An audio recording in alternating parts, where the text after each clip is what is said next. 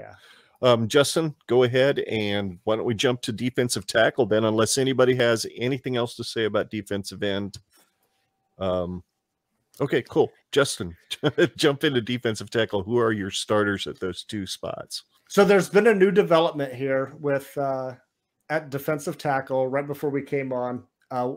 Stephon Wynn from Alabama. He's now committed to Nebraska. So I actually have him penciled in here. I had to scratch out another name, but just for my starters, I have Ty Robinson, and I'm going with Devin Drew as my starters right now. And Ty Robinson, he's a known commodity. You know what you're getting out of him. Devin Drew, you know, he's had a lot of experience at Texas Tech. He was the third best defensive lineman at Texas Tech. Him starting is not probably, I mean, I wouldn't bet a nickel on that he does start, but I would have him in there right now as the starter. But those are my two. Drew and Robinson. All right. How about you, Scott?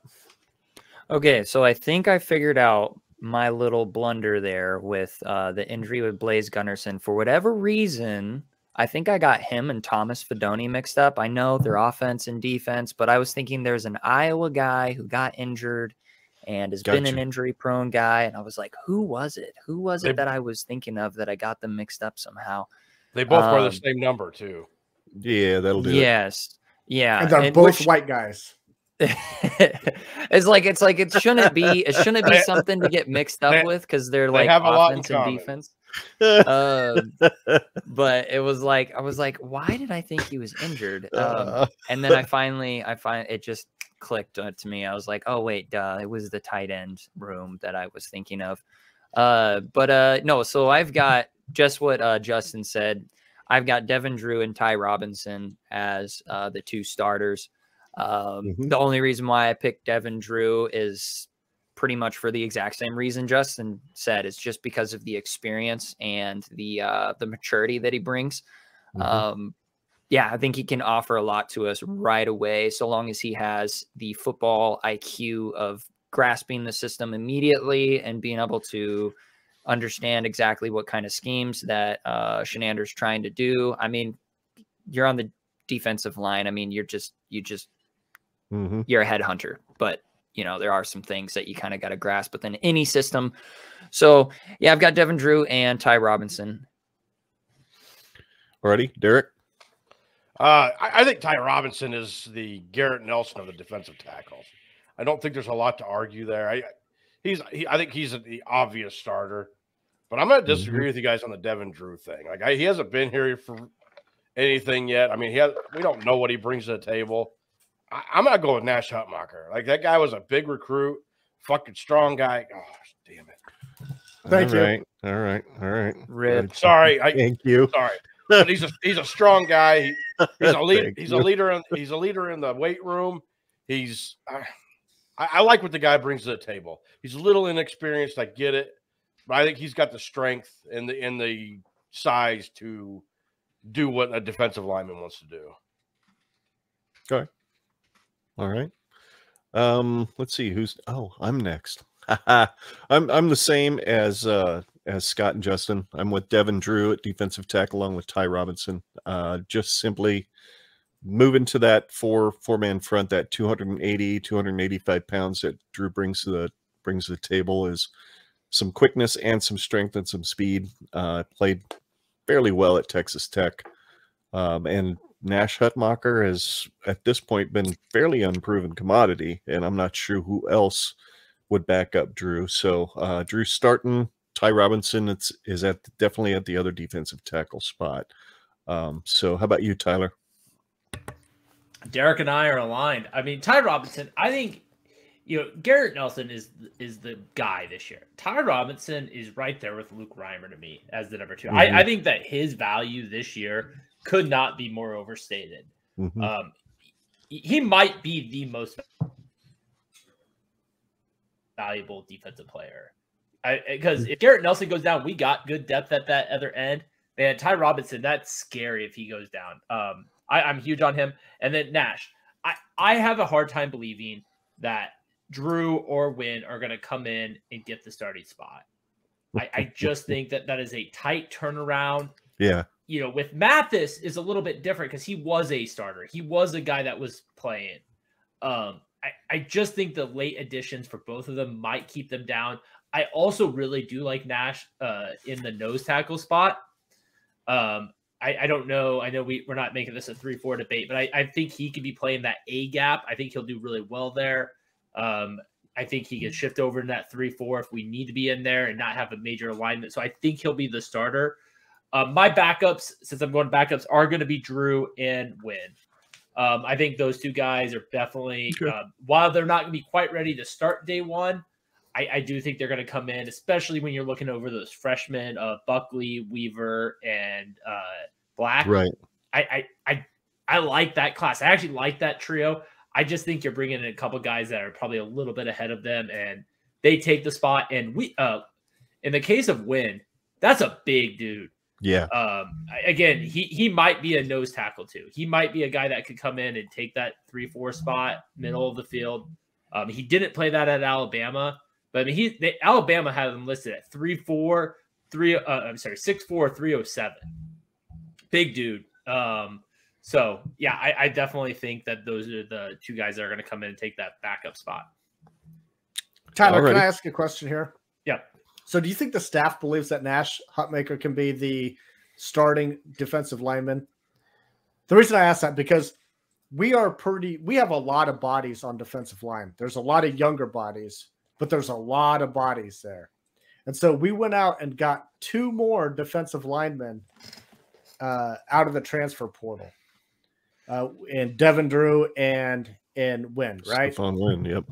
So we had to. We lost Jordan Riley and we lost Casey Rogers. We needed to replace some guys. Yeah, Justin, you have a lot of young guys right there. If you think that Nash is going to be the starter, I think they went to hit up the portal because they were looking for a starter. I mean, I think that if you look at this and you say, with the addition of Drew and Wynn, we have 9 scholarship interior linemen. Like, I know the debate of 4-3-3-4, but if you ever want to run a 3-4 again, you can't have 9 scholarship defensive linemen on your roster.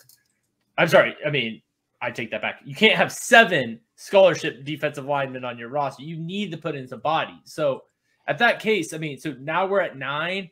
Like, that's a lot better. So I don't think this has anything to do with the faith of the guys in the room.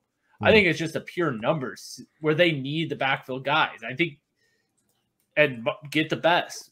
I mean, I'm with Tyler. You needed to add some depth, and I don't know. I'm not buying it that Stephon Wynn, who was a career backup at Alabama, is all of a sudden going to come in and take over a starting spot just because he played for Alabama. Well, I don't think anybody had Wynn as their starter. Nope, neither do I. No, I get it, but you bring them up, and you think they went after some starters.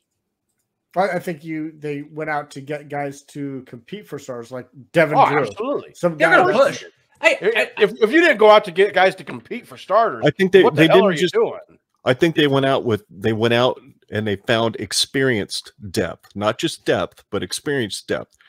Are you going to feel comfortable with Ruquan Buckley or any of those other guys that haven't hardly played a down of college football jumping in if somebody like Ty Robinson or Nash gets hurt or Drew or whatever?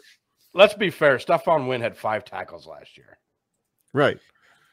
Yeah, Wynn is fine, but Devin Drew, he would not have come to Nebraska if he did not know that he was going to have. You were upset that we even got Devin Drew at one point. Like, when we got him, you were like, really? This is a guy we got? He wasn't even the best Texas Tech player.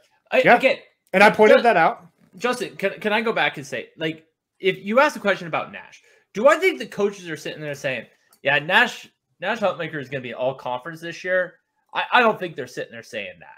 I think that none of us are saying that at this point. I think we all acknowledge that our interior defensive line is among the weakness of our team. So to bring in more guys, like, I'm not saying Drew can't get a starting spot. I'm not saying Wynn can't get a starting spot because it is a weak position. But I think that coming in, getting up to speed, I just don't think those two are quite transcendent enough to make up that ground.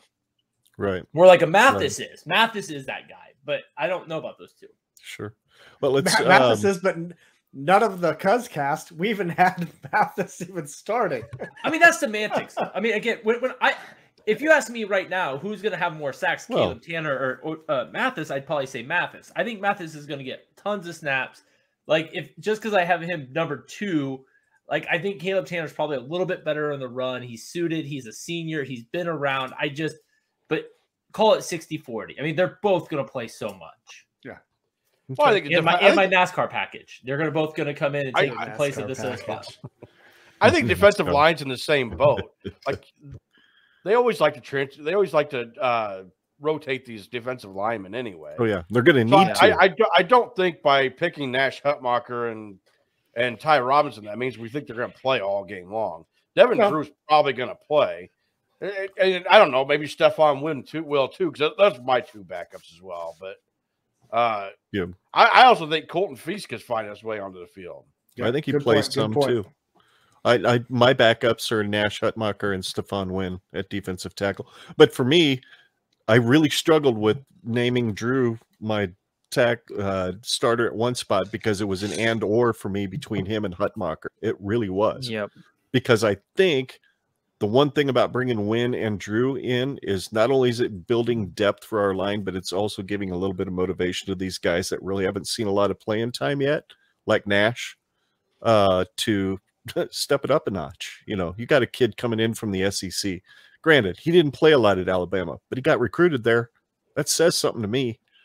So I'd say Wynn is a backup, but by the end of the year, he could be like O'Shawn Mathis. He could be a black shirt by the end of the year. I think O'Shawn gets one to begin with, but who knows? That might be what gets Caleb Tanner over the edge and gets him really playing well. So those are my backups, Hutmacher and Wynn. Who else? We've got. I just have a question here. Yeah. How many had Feast as a backup before we got news about Wynn? Feast was a backup before we got news about Wynn. Absolutely, he was on mine. Tyler, no. Well, so when I wrote this down, so I was prepped for last week, and then I had to bail. So when we initially did this, I already had Wynn written down, and I would have had to back him out. So I've kind of wrote him in because I thought for sure we were going to get him. But after that, the names that I wrote down that I was like, if I had a backfill, it was Buckley, Feast, and Weaver. And I was leaning towards Buckley. I'm big on that Buckley, but Feast could be in there. I mean, I wrote down 3 names, so I hadn't quite made that decision yet, but yeah. Okay. That's fair. All right. How about you, Derrick? Yeah, I'm the one that brought Feast up. I already did this. Yeah. He had Wynn and that's right. You did mention that before I went. I'm sorry. Scott. Yeah, I had before the commitment of Stephon Wynn, I had Nash Hutmacher and Colton Feist as my choices. Only because of, I guess, whatever I saw in the spring game, which was that there were a few times where it was like, wow, we're getting a good push on the defensive line. And then who gets up? Oh, it's Colton Feist or Feist or however you say it. But then there was Raekwon Buckley. He was also a good option. I mean, between Buckley, Feist, and Black, and then I guess we've got freshman Tagaloa and Mosai Newsome and Jalen Weaver. I mean, we've got, I guess, depth, but I think there's just such a huge drop off between Ty Robinson and Nash Hutmacher before we had the commitments. Like, let's just say Devin Drew and Stephon Wynn were not committed to the team at all in some different world. Like it would be a coin toss after those 2 guys, in my opinion. Like it would be like who you could plug any of the guys in and you're basically just taking a guessing game. Like, well, I think based on the size and blah, blah, blah, but we've had plenty of guys that have had size in the past that didn't do diddly squat. We've had plenty of guys who have height in the past who didn't do diddly squat. So it's like, it's all just like a guessing game. You're supposed to curse there, Scott. You're going to take a drink anyway. Oh, Justin's finally done with his stupid orange drink. We're gonna do it in Japanese. Black-eyed Susan We're gonna is do it in refreshing. Japanese. There you go. Gongpai. Gongpai. But yeah. So basically where I'm getting at is that after those two guys, Hutmacher and Robinson, like before we had a Devin Drew or Stephon Wynn with just, I guess you could say talent and experience between those two commitments, like there really wasn't. It's kind of just like okay, you've got these guys. What are they going to actually do? I don't know. I have no freaking idea. Not a freaking clue. That's why they went after Drew and Wynn. Yep. Yeah. And so Devin, it's like, yeah, he's like got, what is it? Like a butt ton of snaps that he's had experience in.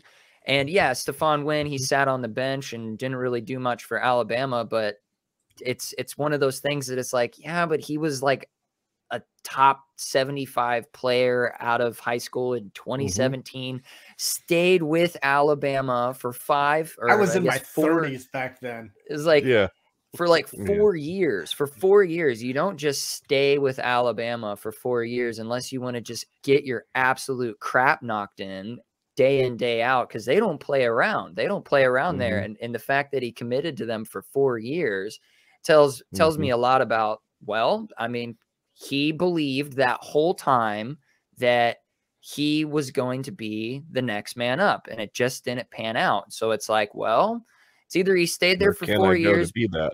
It's either he stayed there for 4 years because he's just dumb and could not read his cards right, or he stayed there for 4 years because he knew that he was just one step behind whoever was in front of him, and then was like, wait, I could take this national championship contending talent that I have, move it somewhere slightly different, and now I can get the playing time and the resume that I need in order to get in the NFL.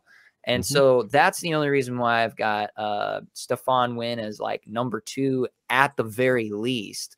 If not, I mean, dude's got size, he's got talent. He wasn't a top 100 recruit because for whatever reason, he's clearly got some hidden gem type skills. If you could even call a top 100 player a hidden gem, maybe he fell off, maybe he's a bum, maybe he's all these things. I mean, you can make those judgment calls, but in my opinion, like I do think that it was one of those things that's like he could be a number 1 guy, to be honest. Like if Ty Robinson and Nash Hutmacher can't keep up with an insane amount of athleticism that somebody from Alabama can bring to a squad, like you better watch out. You better watch for your job, because somebody like that's going to take it.